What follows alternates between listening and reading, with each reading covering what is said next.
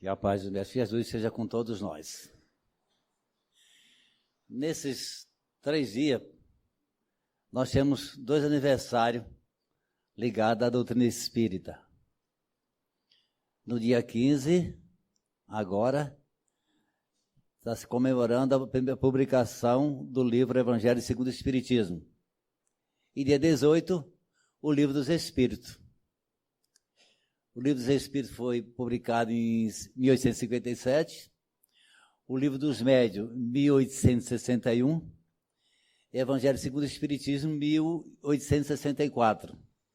Depois vem o livro Céu e Inferno e a Gênesis, completando os 5 livros da codificação espírita. O Livro dos Médiuns fez aniversário de publicação agora em janeiro. Então, nesses 4 meses aqui, nós temos 3 aniversários que a gente considera os 5 faz parte da codificação. Mas tem esses 3, o Livro dos Espíritos, o Livro dos Médiuns e o Evangelho, na realidade, vamos dizer assim, o esteio de sustentação da doutrina espírita. O Céu e o Inferno complementa, mostrando para nós as consequências dos nossos atos, que advém, como nós estaremos no mundo espiritual. E a Gênese cuida da parte ligada a cada explicações de nível da ciência espírita. Mas, começando pelo Livro dos Espíritos, que é a parte filosófica, que é o esteio, e quando a gente vai estudar os outros demais livros, a gente verifica que os outros 4 livros são retirados, tem como fundamento o Livro dos Espíritos, algumas partes, 1ª, 2ª, 3ª parte do Livro dos Espíritos. E o Evangelho não podia ser diferente, o Evangelho exatamente tem a base da 3ª parte do Livro dos Espíritos, que trata das leis morais. Além, logicamente, que Kardec pegou a parte moral e ética do ensinamento de Jesus, exatamente que forma a parte filosófica, né, nos consola através da razão, né, da filosofia.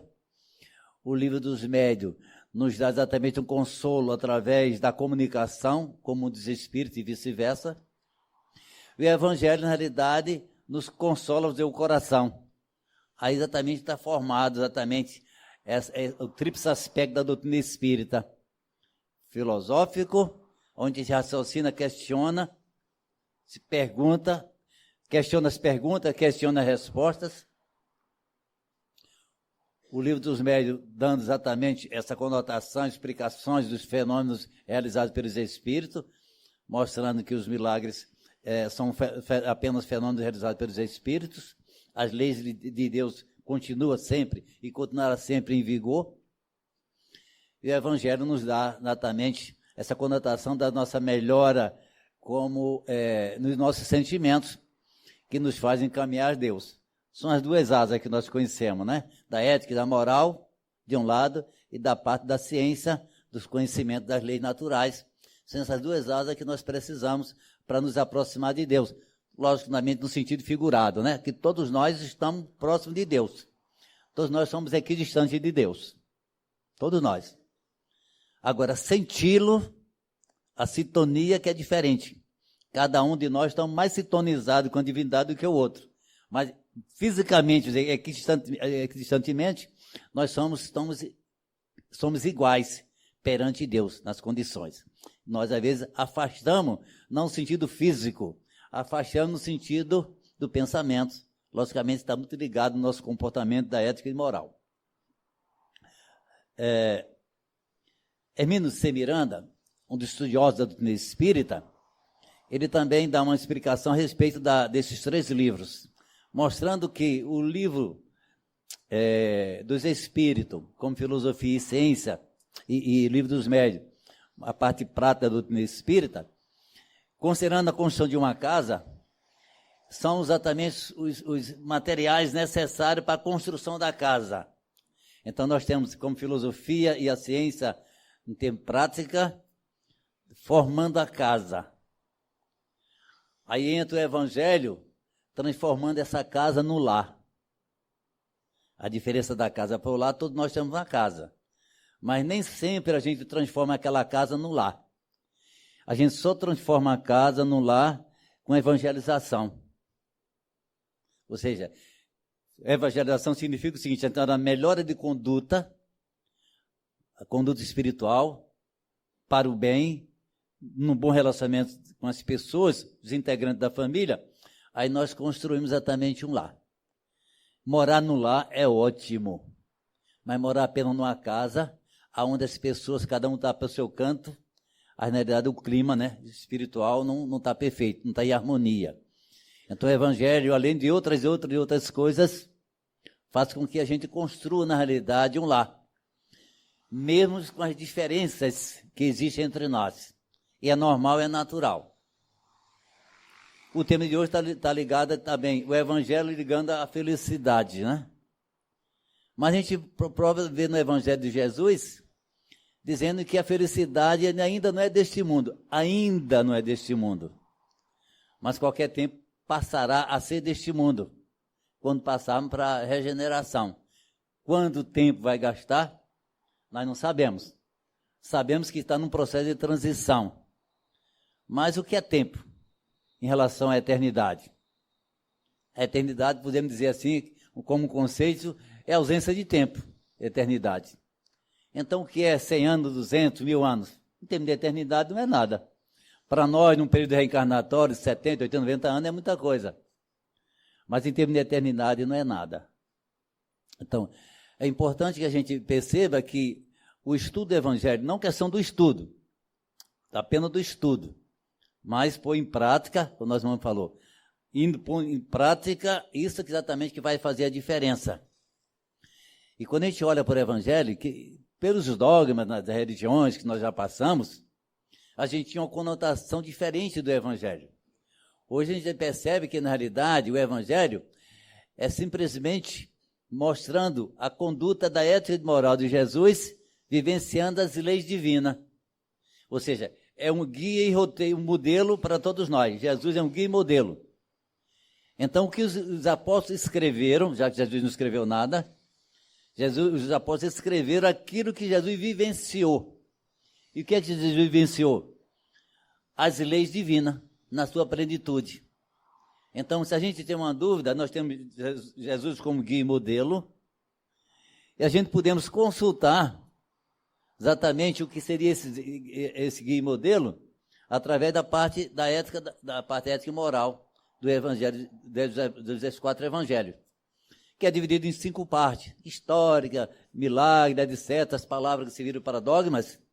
Mas Allan Kardec, sabiamente, pegou só a parte moral. Porque alguém, às vezes, eu já vi alguém dizer, Allan Kardec, codificador do doutrina espírita, criou o evangelho, criou o novo evangelho, fundou o evangelho. Não. Allan Kardec, orientado pelos espíritos, pegou a parte ética e moral, é que nos interessa. A parte histórica é importante para conhecimento. Mas se Jesus nasceu em tal local, foi para tal local em tal idade, voltou, etc., se a gente não deixar de ter esse conhecimento, não altera, na realidade, as nossas condições da ética e da moral. Mas as máximas de Jesus, sim, isso que é importante. E essa que nos leva à felicidade. Sim, mas Jesus falou que a felicidade não é desse mundo. Mas lá na última questão do Livro dos Espíritos, a questão 119, 1019, vai ver que essa felicidade poderá ser alcançada em determinado nível. Mas para isso tem um pré-requisito. E quando a gente vai ver esse pré-requisito, vai ver que esse pré-requisito não é atendido agora. Esse pré-requisito para quem já alcança uma felicidade, pelo menos relativa, aqui, só quem já alcançar determinado nível de ética e moral. E por que a gente não consegue sair? Porque a felicidade ainda não é desse mundo. É porque esse é um mundo de provas e expiações. Prova não tem tanto problema, porque nós temos que estar sempre provando. Em qualquer estágio que nós estejamos, exceto quando chegarmos ao espírito puro, estaremos sempre provando. A gente está sendo provado no primário, no jardim da infância, primário, no secundário, no nível superior, nos pós-graduação da vida. Nós estamos sempre provado. Então, passar por provações são coisas naturais. É a gente exatamente tomar conhecimento e provar para nós mesmos que a gente adquiriu aquele conhecimento, assimilou aquele conhecimento e não vai mais cometer erros. Isso é uma prova, é um processo natural. As expiações, não. As expiações advêm, na realidade, de repetições dos erros. Principalmente de repetições dos erros, e erros mais graves. E as expiações são impostas para nós. Elas são impostas. Quanto às provações, não. Na hora do processo reencarnatório, a gente verifica as possibilidades nas nossas condições, porque não podemos pegar um fardo mais pesado do que podemos carregar, como afirmou Jesus, e exatamente nós vamos provar por etapas, quando precisa de muitas provações, vamos provar por etapas em reencarnações daqueles, às vezes, aquilo que nós começamos no passado. Por exemplo, eu tinha um determinado vício, e hoje eu estou provando que eu não vou mais continuar com aquele vício, e passo essa reencarnação. Eu posso ser bem sucedido ou não, e posso até, por equívoco, até adquirir outros vícios. E por isso, exatamente, vai se prolongando os números de reencarnações. Então, alguns espíritos chegam à perfeição um tempo menor e outro gasta um tempo maior. É como uma classe da escola que entra os alunos e com o tempo vai verificar que há nadamente uma mudança. Alguém desistiu, alguém trancou a matrícula por determinado tempo. Aí quando você vai ver lá, quando está se formando, não é a turma toda se formando naquela mesma época, né? Assim somos nós, na escala evolutiva. E uma das características de perfeição, daí a afirmativa de Jesus, que a felicidade não é desse mundo, são nossas condições ainda como espíritos imperfeitos. E o que é espírito imperfeito?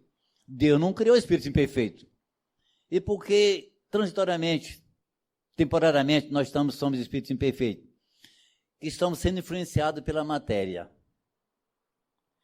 O que pesa para nós mesmos, nessa nosso nível de evolução, é porque todos nós, um mais, outro menos, ainda somos influenciados pela matéria, mais do que conseguimos influenciá-lo.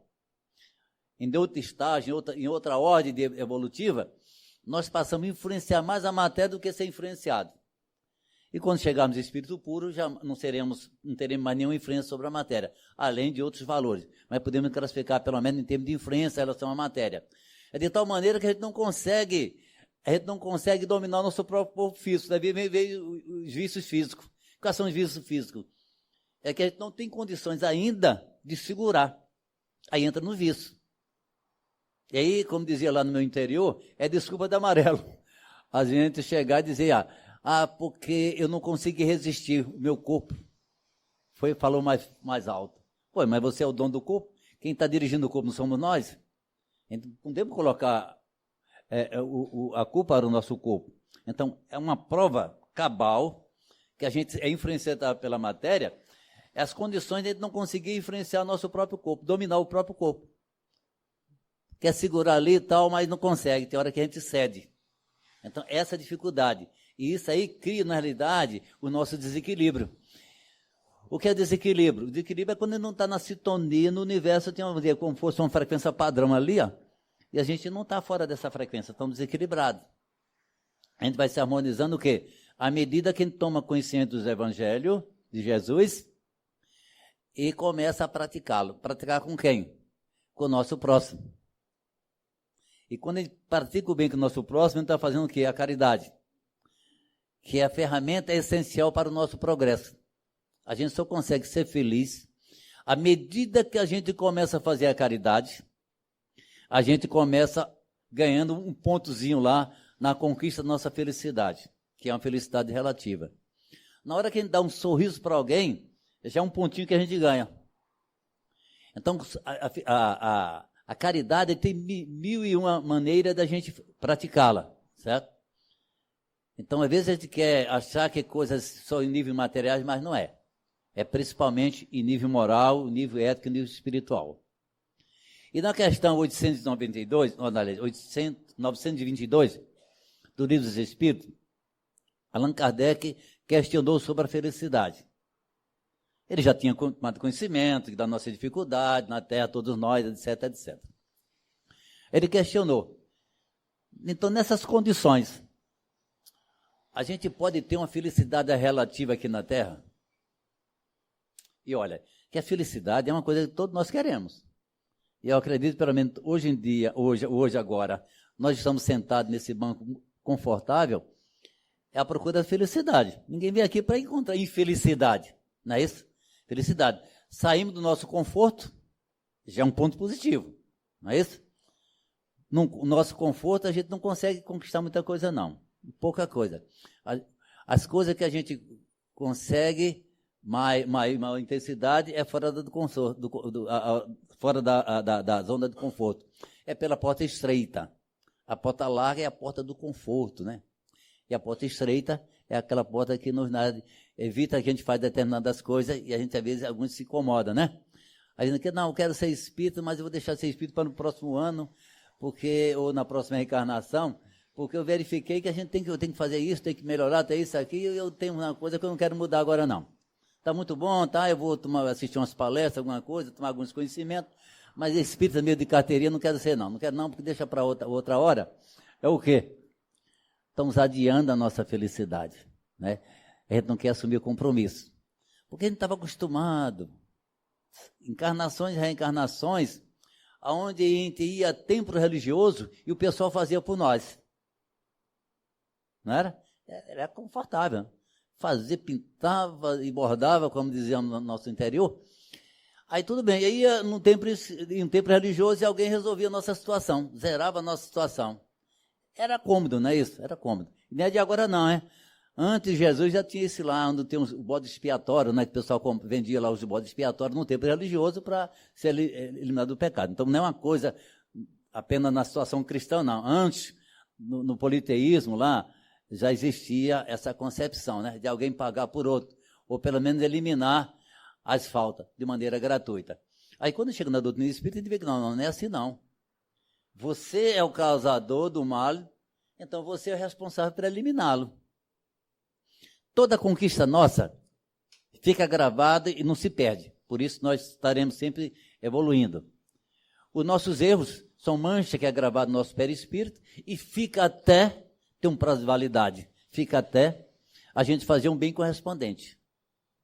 Mas somos nós. Não é minha mãe, meu pai, meu irmão, meu filho, meu parente, meu amigo que vai fazer isso por mim, não. Somos nós que temos que fazer a tarefa. Os outros são coadjuvantes que nos ajudam apenas. Mas a tarefa é nossa. A gente toma um susto quando toma conhecimento da doutrina sobre isso. Porque estava acostumado os outros a fazer por nós. Aí quando chega aqui, olha, tem um remédio único, tem um tratamento e tal. Mas olha, a maior parte do tratamento, a responsabilidade é sua. A menor parte é aqui da casa, da equipe espiritual e do pessoal encarnado. É a menor parte. A maior parte para a nossa cura, para a nossa melhora, somos nós mesmos. Aí é outro susto que a gente toma, né? Não tem outro jeitinho, não tem outro jeitinho, não. Sabe por quê? Está nas leis de Deus, que estão gravadas na nossa consciência, mas a gente não sabe ainda, né? Sim, mas voltamos à felicidade relativa da questão 922, livro dos Espíritos, né? Allan Kardec questionou, podemos nessas condições aí, ainda, nossas imperfeições, muito ligado à matéria ainda, não conseguimos trabalhar na matéria sem ser influenciada? Podemos ter a felicidade relativa? Ele disse, sim, tem.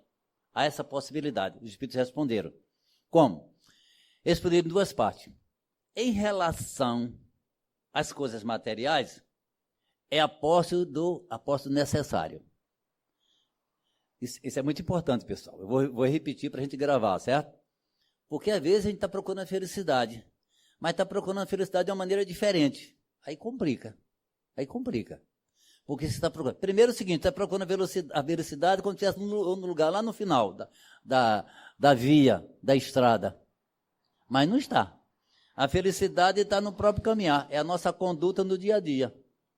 A felicidade não está em canto, não. Eu vou mudar de casa, de apartamento, de estado, de país para encontrar felicidade. Eu vou mudar de mulher, de marido. Não vai resolver nada. Em termos de felicidade, não vai resolver nada. Certo? Porque a felicidade é uma conquista de fora íntimo. E aonde você estiver, é no seu relacionamento, nas suas atitudes, que a gente vai conquistando a felicidade. Então, a felicidade, em relação à parte material, é a posse do necessário. Aí, se eu fizer agora aqui, perguntar aqui, o que é a posse necessária, cada um vai dizer mais ou menos de maneira diferente. Por quê?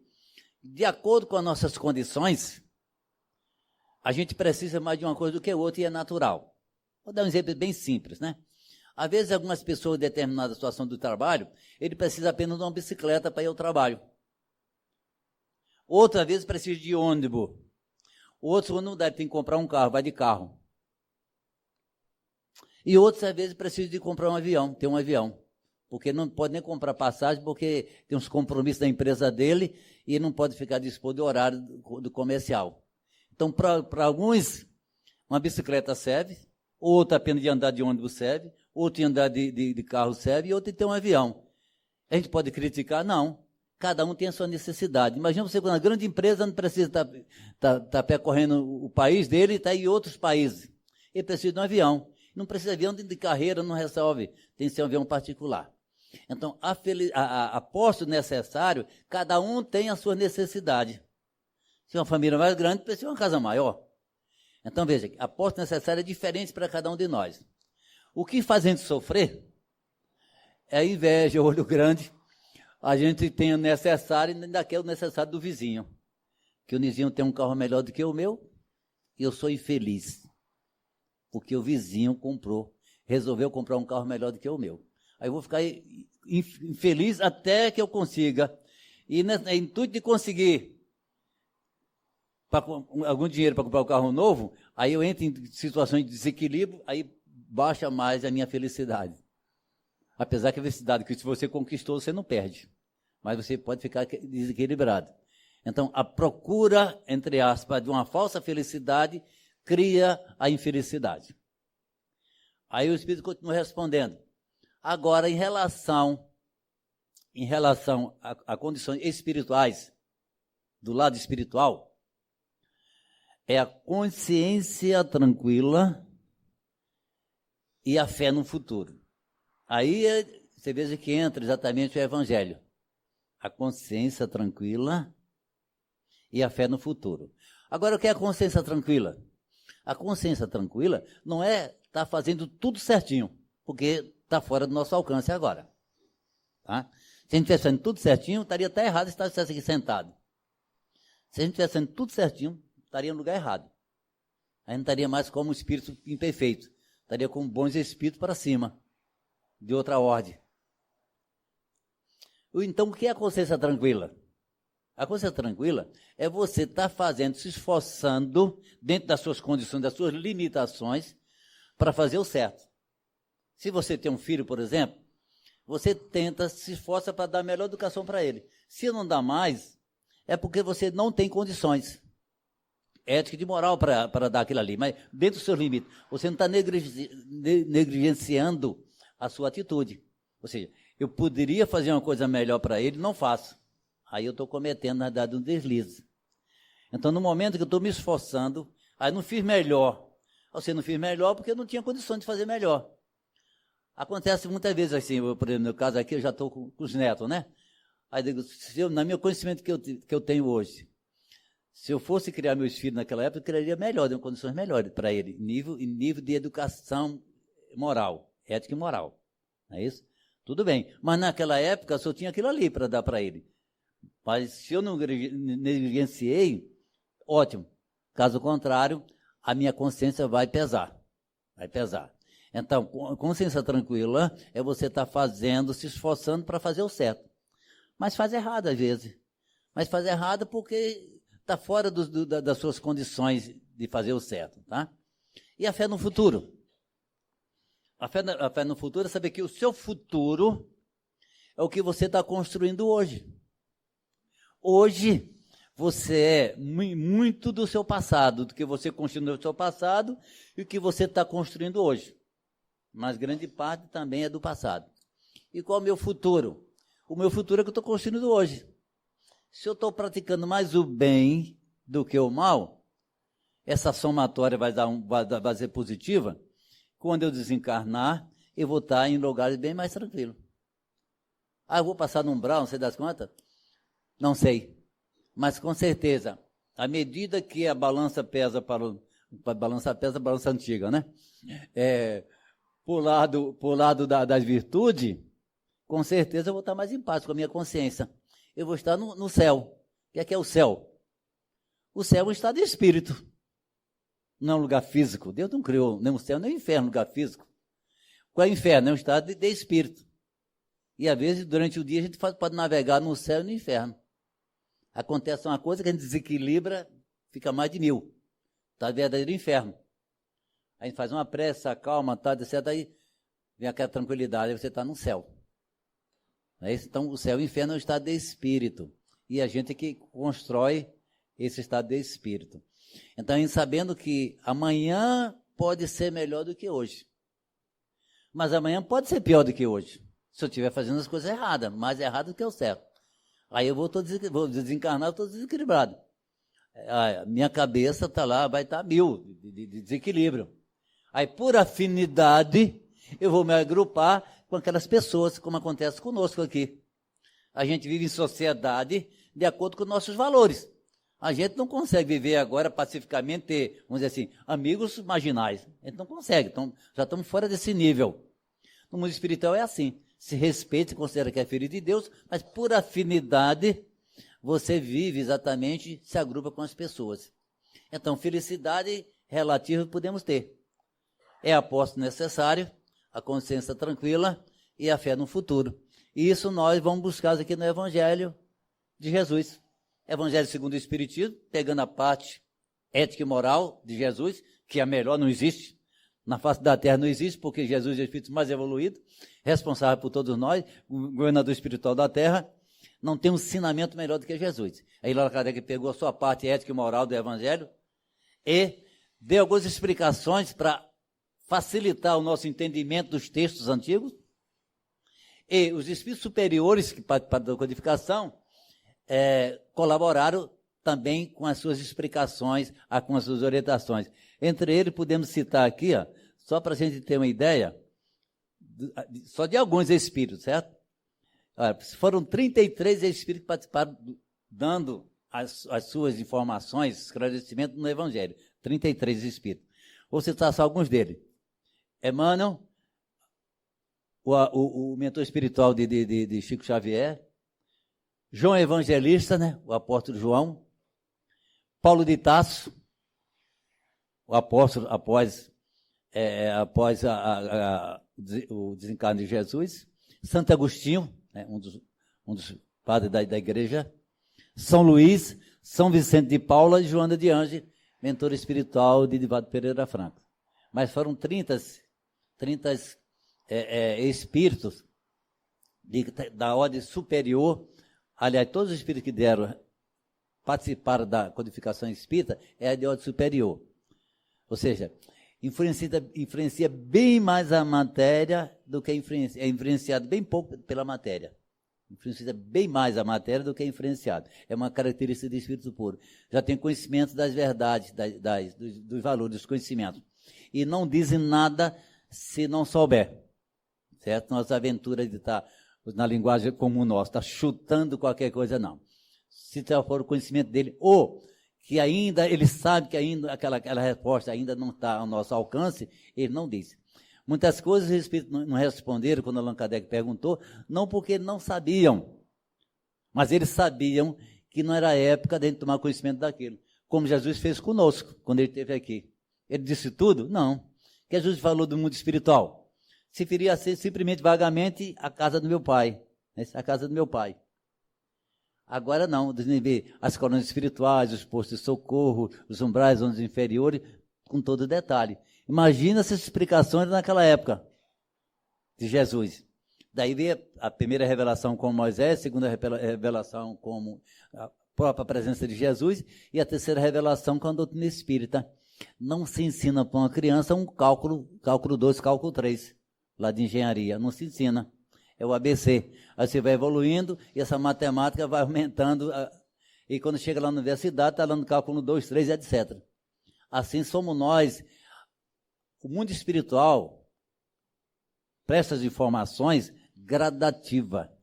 Pode notar que dentro da codificação, já faz mais de 150 anos, 160 anos por aí, de modo geral.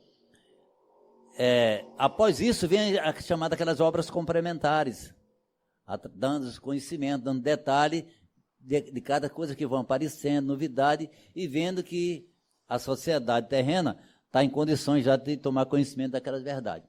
Então, é uma coisa progressiva e veio para ficar, né? É uma coisa permanente, ou seja, continua dando as suas informações. Então, o Evangelho, veja, no prefácio, para a gente ter uma ideia, quem estuda a obra dele ali sabe disso. A gente pensa que o Evangelho é estudado só aqui na Terra, né? No mundo espiritual também eles estudam. No livro Missionário da Luz, Obreiro da Vida Eterna, capítulo 3, tem um espírito chamado Asclépio. Ele é um espírito que está, vamos dizer assim, não é um mais errante, não vive na erracidade, ou seja, não precisa estar reencarnando na Terra. Mas ele presta serviço à Terra ainda. Então, quando eles, como aqueles mensageiros que ele se reúne na espiritualidade, nas colônias espirituais, vamos dizer, fazendo as suas palestras, está lá André Luiz dizendo que ele utilizava o Evangelho para todas as explicações. Grande parte das explicações em nível ético e moral, ele se baseava no Evangelho para explicar.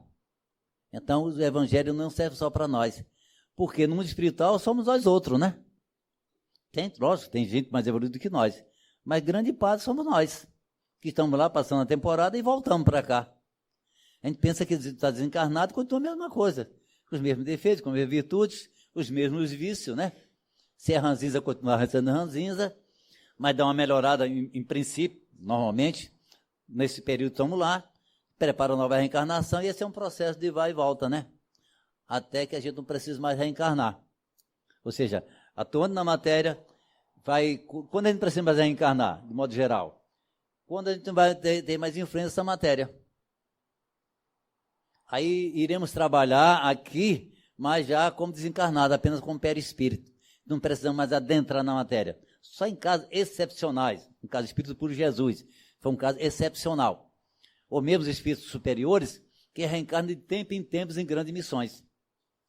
Esse espírito, quando ele encarna na Terra, é em grandes missões missionárias que você se destaca, em várias ordens, em vários níveis de hierarquia, desconhecimento e das suas missões. Você é dada a missão exatamente de acordo com a evolução do espírito. E no prefácio do Evangelho segundo o Espiritismo, tem uma mensagem do Espírito de Verdade. Espírito de Verdade, na realidade, quando a gente estuda a doutrina espírita, a gente vê que não é nada mais, nada menos do que o Mestre Jesus. Ele diz assim, no prefácio do livro do Evangelho segundo o Espiritismo: os Espíritos do Senhor, que são as virtudes dos céus, qual imenso exército que se movimenta ao receber as ordens do seu comando, espalha-se por toda a superfície da terra. E, logicamente, está se referindo exatamente a toda essa pleide de espírito que atua na superfície da terra, e o Evangelho exatamente é essa mensagem de toca os corações que vem exatamente nos consolar. Semelhante a estrelas cadentes, vem iluminar os caminhos e abrir os olhos aos cegos. E vos digo em verdade, que são chegados os tempos em que todas as coisas hão de ser restabelecidas no seu verdadeiro sentido. Então, a gente verifica que o mundo espiritual, os valores espirituais, é dado em detalhe no Evangelho segundo o Espiritismo. Coisa que Jesus não poderia dizer, apenas falava vagamente da casa do meu pai, mas não podia dar detalhe. Para dissipar as trevas e confundir os orgulhosos, e glorificar os justos. As grandes vozes do céu ressoavam como sons de trombetas, e os cânticos dos anjos se lhes associam. Nós vos convidamos a vós homens para o divino concerto. Tomei da lira, fazei uníssonas nossas vozes, e que, no hino sagrado, elas se estendam e repercutam de um extremo ao outro do universo. Homem, irmãos, a que amamos, aqui estamos junto de vós. Amai-vos também uns aos outros, e dizei do fundo do coração, fazendo a vontade do Pai que está no céu: Senhor, Senhor, podereis entrar no reino do céu. O que é entrar no reino do céu, né? É conquistar essa felicidade, é estar em sintonia. O reino do céu é nada mais, nada menos do que a gente estar em sintonia com Jesus. Mas como a gente pode estar em sintonia com Jesus, a gente está fazendo tudo errado. A gente passa, na realidade, a entrar em sintonia com Jesus quando chega a Ele como guia e modelo e começar a caminhar na mesma direção que Ele. Mesmo que seja um pouco atrás, não tem problema nenhum. Mas que seja na mesma direção. Estar ao lado de Jesus não tá no nosso alcance ainda. Mas que estejamos atrás, mas na mesma direção. Às vezes a direção de Jesus é essa, nós estamos com 90 graus, e às vezes até mais, um ângulo maior. Aí isso, na realidade, dá desequilíbrio. Aí não estamos conquistando o reino do céu. E quando alguém, às vezes, quer traduzir o pé da letra, e pensa que o reino do céu é um céu onde tem uma porta, e você vai lá e entra. E São Pedro deixa entrar. Como era criança, e achava que era verdade, que São Pedro tinha uma chave, e a chuva lá era que São Pedro abria as portas do céu. Era criança lá no interior e entendia isso aí, né? Hoje em dia não dá mais para acreditar. Fala isso para meus netos, vai dizer que vovô está perdendo o juízo, né? Mas naquela época eu acreditava que São Pedro tinha a chave lá e a chuva lá, porque os velhos falavam isso para mim e eu achava que era verdade. Mas já passamos desse limite já. Nós não estamos aí, né? Então tem coisas que falam do mundo espiritual que não pode ser assim. Não pode ser assim. Deus não pode ser assim. Né? Deus não pode. Deus é único. Inteligência suprema, causa primeira de todas as coisas. É bom, tem seus atributos ao infinito que nós possamos imaginar. Não tem nada errado com a lei de Deus. Não precisa de nenhuma correção. Daí vem a palavra aqui, imutável roteiro de felicidade. Não muda. É imutável. Porque as leis de Deus são imutáveis. Imagina se a lei de Deus ficasse variando. Aí você era espírito de determinado tipo de criação, em determinado período, as leis de Deus eram uma. E agora mudou. Melhorou, piorou. Aí, não, mas aí eu estou agora em situação pior, porque na sua época as leis eram melhor, e agora não. São imutáveis. Não importa os milênios de distância entre nós, estamos estabelecidos pelas próprias leis, que regem todas as coisas materiais e os espíritos no universo. É a perfeição, é a inteligência suprema. Então, se tem alguma coisa errada, tem. É nós, somos nós. É o nosso desequilíbrio. O que é errar? O erro. Podemos dizer, o erro é desequilíbrio. Quando está mais equilibrado, estamos se aproximando do nosso céu. Quando está desequilibrado, como nós falamos, exatamente vem o desequilíbrio, desequilibrado vem exatamente as consequências, aí nós também ficamos um pouquinho perdidos, até que retorna. Por isso, que Jesus veio pessoalmente, para quando a gente tivesse dúvida, tiver nas nossas aflições, a gente pudesse consultar o Evangelho. No mínimo consultá-lo. Mas ficar só consultando, como receituário, não resolve. Só resolve como praticá-lo. É isso que a doutrina espírita convida a todos nós, quando passamos a frequentar uma casa espírita, que tem o objetivo de iluminar o espírito. O que é iluminar o espírito? Evangelizá-lo. E aqui do Jeff aqui, ele tem como principal meta evangelizar o espírito. Porque quando você evangeliza o espírito, ele melhora as suas condições morais, e daí intelectuais, cognitivos, ele vai ampliando, lógico, e daí ele consegue dominar o seu corpo físico. Aí as doenças às vezes desaparecem, ou pelo menos não aparecer, a gente controla melhor, evita de adquirir novas doenças, aí vem por acréscimo. Vem por acréscimo. Porque o mentor do nosso corpo somos nós, é espírito. Nós estamos equilibrados, logicamente, há uma tendência natural do espírito ficar mais equilibrado. O Evangelho segundo o Espiritismo, para a gente ter uma ideia aqui, são 180 esclarecimentos, mensagens de Allan Kardec, e 100 mensagens dos espíritos, chamados mensagens complementares, esclarecimentos dos espíritos, instruções dos espíritos. Isso de 30 espíritos que participaram do Evangelho, só do Evangelho, certo? Deram 100 mensagens. E Allan Kardec, com 180 mensagens, vem explicar exatamente, acrescentar Não é que acrescentou o ensinamento de Jesus. Não é que ele veio acrescentar a parte ética e moral, que não teríamos como acrescentar alguma coisa de Jesus. E as pessoas se confundem nisso aí. Acha que Allan Kardec tem acrescentado o ensinamento de Jesus. Não acrescentou. Porque nenhum de nós temos condições de acrescentar nada de Jesus.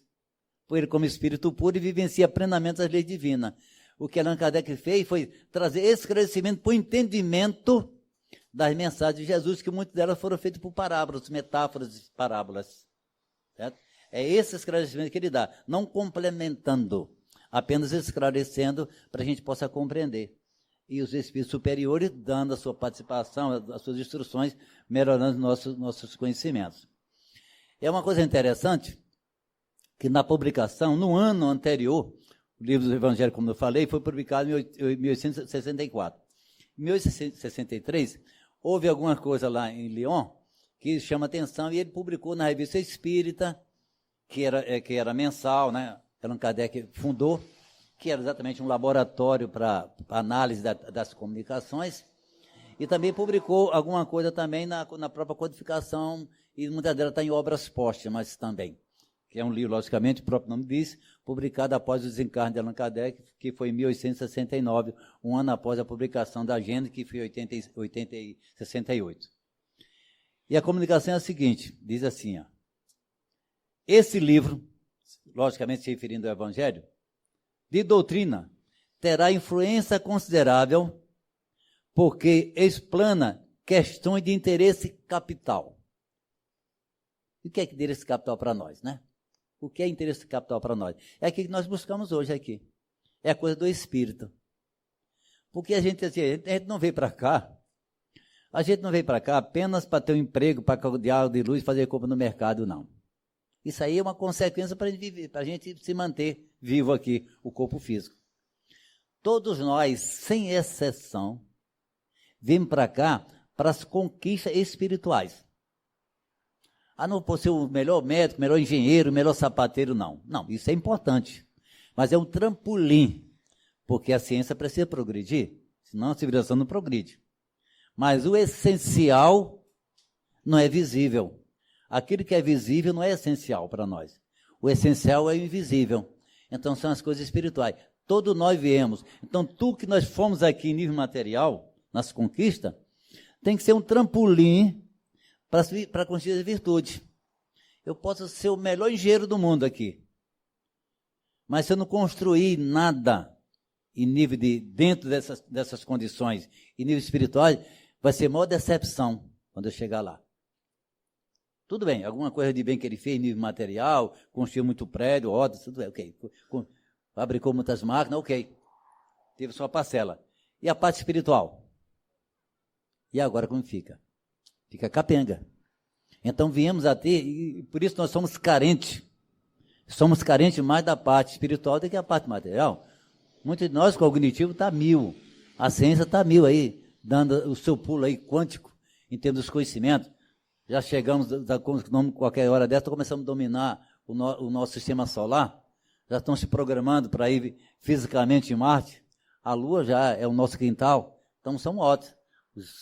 Os telescópios que conhecem, como conhece das galáxias, já estão tendo uma ideia pertinho já do Big Bang, etc.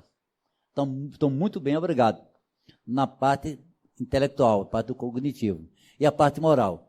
Às vezes, essa pessoa fazendo atrocidade. Autoconhecimento, fazendo atrocidade, utilizando os próprios conhecimentos para fazer atrocidade. Logicamente, essas pessoas vão sofrer. Não só o mundo religioso encontrará nele as máximas que eles são necessárias. Então, não é apenas a doutrina espírita, um centro espírita que vai, na realidade, ser favorecido por evangelho. O evangelho é para todos. Porque o evangelho de Jesus, às vezes, se confunde. Jesus não criou religião. O evangelho de Jesus não é para até a religião A, B e C, não, serve para todo mundo. Jesus não veio com partidarismo religioso, não. Ele veio para todo mundo. Por isso que ele frequentava as casas de todo mundo. Pobre, rico, fez bonito, certo, errado, ele veio para todo mundo. E ele diz, não vim para os sãos, não, vim para os doentes. Lógico. Então não tem discriminação nenhuma. Nós é que discriminamos, certo? Questão de religião, discriminamos. Achamos que nossos deuses é melhor do que o dos outros, etc. Aí cria, na verdade, antagonismo. Mas essas máximas de Jesus servem para tudo, é universal. Serve para qualquer religião. Ou quem não tem a religião. Que eles são necessárias. Como também a vida prática das nações aurirá nele instruções excelentes. Não só uma questão de grupal. As nações também podem se evangelizar. Grande imensidão de povos se espiritualizar.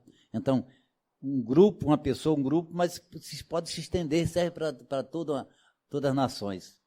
Fizeste bem, e se vier agora se referindo a Allan Kardec, ao enfrentar as questões de elevada moral e prática. Então, Allan Kardec, ele elogiou Allan Kardec nesse sentido, escolhesse apenas a parte moral, a parte histórica, a parte dos dogmas, as partes de milagres, predições, etc. Ali não interessava, era a questão só de história mesmo. Mas o que toca para nós é a parte moral. Por isso que, por exemplo, nós estudamos na terça-feira hoje aqui. Por que nós estamos no Evangelho? Na terça-feira. Por que foi escolhida a terça-feira? Porque na terça-feira, grande parte das pessoas estão em tratamento, algumas partes. Então, não é que a gente queira que a pessoa se torne espírita, não. Se você quer tornar espírita, ótimo. Se não quiser, continua sendo amigos, mesma coisa. Mas, pelo menos, essa oportunidade que a pessoa tem de ver alguma coisa do Evangelho. Saia daqui também, pelo menos, dá um toque assim, para ver se a pessoa se toca, né? Um toque para ver se toca, para que as pessoas dão vontade até de comprar um Evangelho e começar a olhar, a pessoa lá costuma ler o Evangelho. Então, é com mais intenções que o Jefa faz, o Evangelho nas terças-feiras, para atender as pessoas que estão em tratamento. E deixa o livro dos Espíritos para o sábado, né? Então, veja, porque a intenção é a evangelização, é a espiritualização da pessoa. E faz parte do tratamento, não é obrigatoriedade, mas por que faz parte? Porque todos nós precisamos. Não tem como, aqui que nós estamos precisando, um mais, outro menos, nós estamos precisando. Do ponto de vista dos interesses gerais, dos interesses sociais, dos interesses religiosos. Então, essa prática, essa parte moral, atende a toda a demanda. Acima de qualquer outros valores. E nós iremos fazer reflexão final com 3 pensamentos, de Joana de Ângeli, Emmanuel e Francisco. É curtinho, certo? Toma pouco tempo. O homem, diz Joana de Ângeli, o homem conquista sistema solar, mas perde a paz. Aspira a felicidade, entretanto, intoxica-se nos gozos brutalizantes. Aí Emmanuel diz no Consolador 2:3-5. Em se tratando de iluminação espiritual, não existe no mundo fonte alguma, além da exemplificação de Jesus no seu Evangelho de verdade e vida. E Francisco de Assis diz assim, uma frase bem curtinha. Viva o Evangelho. Se for necessário, fale dele. Mas viva. É o principal. Que a paz de Jesus seja com todos nós.